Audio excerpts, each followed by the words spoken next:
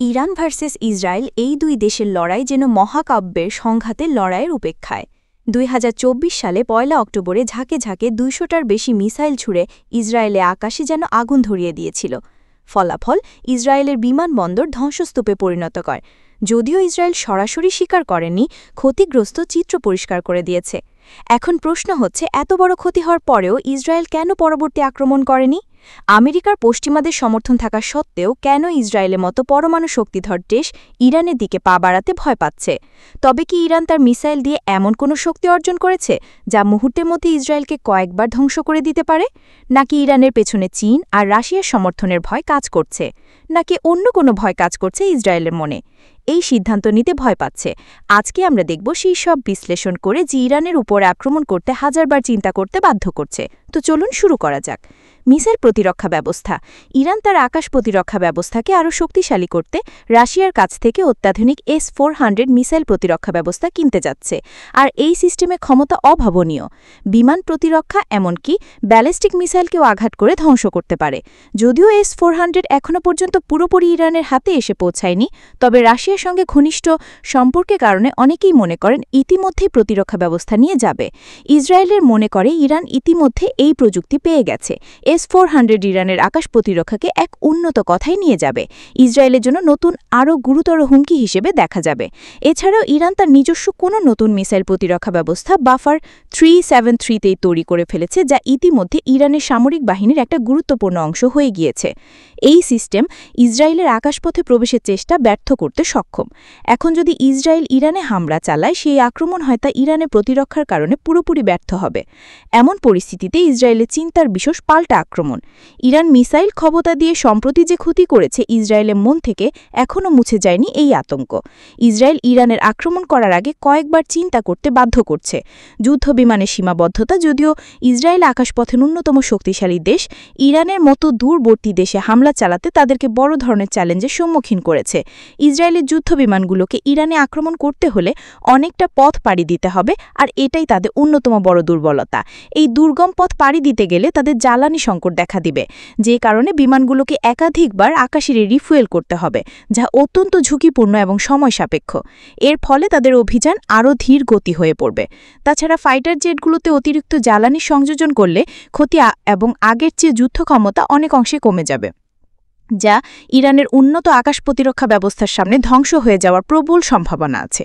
এছাড়া মধ্যপ্রাচ্যের আরব দেশগুলো এখনও পর্যন্ত ইসরায়েলকে ইরানে আক্রমণ করার অনুমতি দেয়নি।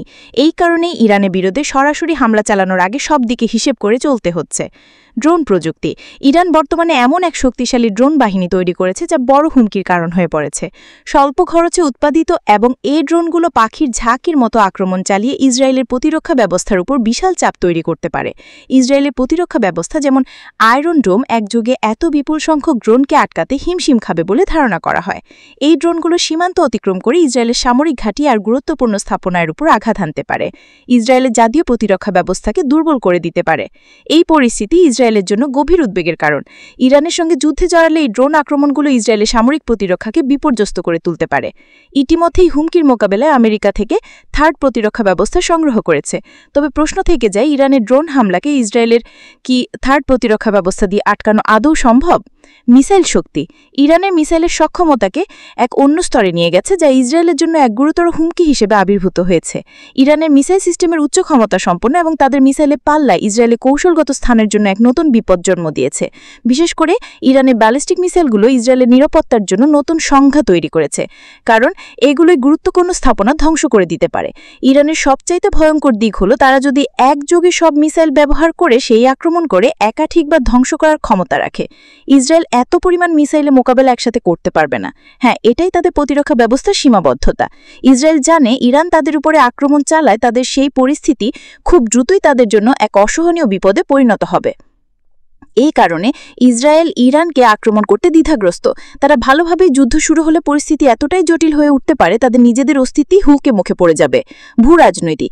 ইরান ইসরায়েলের চলমান সংঘর্ষের মধ্যে ইরান এখন কৌশলগত শক্তিশালী অবস্থানে আছে, কারণ এর পেছনে আছে রাশিয়া আর চীনের শক্তিশালী সমর্থন। রাশিয়া সরাসরি ইরানের সামরিক সক্ষমতা বাড়াতে সাহায্য করছে, বিশেষ করে ড্রোন আর মিসাইল প্রযুক্তি। অন্যদিকে ইরানের অর্থনৈতিক অবরোধ কাটিয়ে উঠতে সহযোগিতা করছে এবং আন্তর্জাতিক মঞ্চে ইরানকে শক্তিশালী একটা মিত্র হিসেবে প্রতিষ্ঠিত করছে। করেছে। এই ত্রিপক্ষীয় জোট ইরান, চীন, রাশিয়া মিলে নতুন এক শক্তিশালী জোট তৈরি করেছে। এই জোটের মাধ্যমে ইরান তার আঞ্চলিক প্রতিপক্ষ ইসরায়েলের বিরুদ্ধে আরও শক্তিশালী প্রতিরোধ গড়ে তুলেছে। এই কারণে ইসরায়েলি ইরানের উপর আক্রমণ করতে দ্বিতীয়বার ভাবতে হচ্ছে। যে কোনো ভুল ইসরায়েলের নিজের ধ্বংস ডেকে আনতে পারে। প্রতিরোধমূলক আক্রমণ। ইরানের ঘনিষ্ঠ মিত্র হিজবুল্লাহ, হুতি সহ বিভিন্ন আঞ্চলিক গোষ্ঠী এবং ইসরায়েলের জন্য প্রতিনিয়ত হুমকি হিসেবে আবির্ভূত হচ্ছে। হিজবুল্লাহ ইতিমধ্যে ইসরায়েলের সীমান্তে হামলা চালিয়ে যাচ্ছে, যা যুদ্ধ পরিস্থিতিকে আরও জটিল করে তুলেছে। এই গ্রুপগুলোর প্রতিদানের সমর্থনে যে কোনো মুহূর্তে ইসরায়েলের বিরুদ্ধে রকেট এবং ক্ষেপণাস্ত্র হামলা চালাতে সক্ষম। যদি ইরান ইসরায়েলের মধ্যে বড় আকারে যুদ্ধ শুরু হয়, তাহলে এই প্রতিরোধমূলক গ্রুপগুলোর আক্রমণ বহুগুণে বেড়ে যাবে। ইসরায়েলের প্রতিরক্ষা ব্যবস্থাকে চরমভাবে বিপর্যস্ত করে তুলতে পারে। ইসরায়েল তখন একাধিক ফ্রন্টে যুদ্ধ করতে বাধ্য হবে। গাজা হামাসের আক্রমণ, লেবাননে হিজবুল্লাহ আক্রমণ, আকাশপথে ইরানের হুমকি, এই পরিস্থিতি ইসরায়েলের জন্য অত্যন্ত বিপজ্জনক। তারা জানে যুদ্ধ শুরু হলে প্রতিপক্ষের আক্রমণ প্রতিরোধ করা তাদের জন্য কঠিন হয়ে যাবে।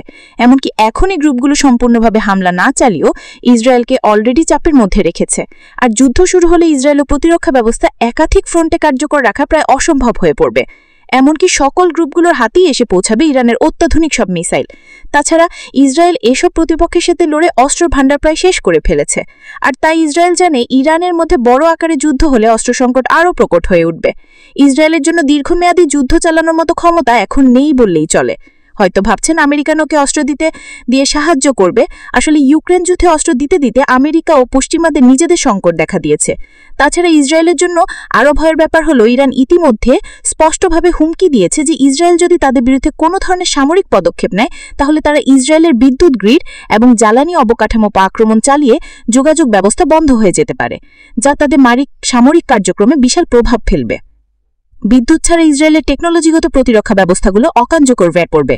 এই পরিস্থিতি ইসরায়েলের জন্য চরম বিপজ্জনক হয়ে ওঠে, কারণ তাদের প্রতিরক্ষা ব্যবস্থা একসাথে এত আক্রমণ মোকাবেলা করতে পারবে না। ইরানের এমন আক্রমণ ইসরায়েলকে কয়েক দশক পেছনে ঠেলে দিতে পারে। এই কারণে ইরানের বিরুদ্ধে সরাসরি হামলা চালানোর আগে ইসরায়েলকে প্রতিটা পদক্ষেপে খুবই সতর্কতার সাথে নিতে হচ্ছে। আর তাই বিশেষজ্ঞদের মনে প্রশ্ন দেখা দিয়েছে, এমন অবস্থায় কি ইসরায়েল কি আদৌ ইরানে আক্রমণ করে নিজের পায়ে কুড়াল মারবে? আপনি কি মনে করেন, ইসরায়েল কি আসলে ইরানের উপর আক্রমণ চালাবে?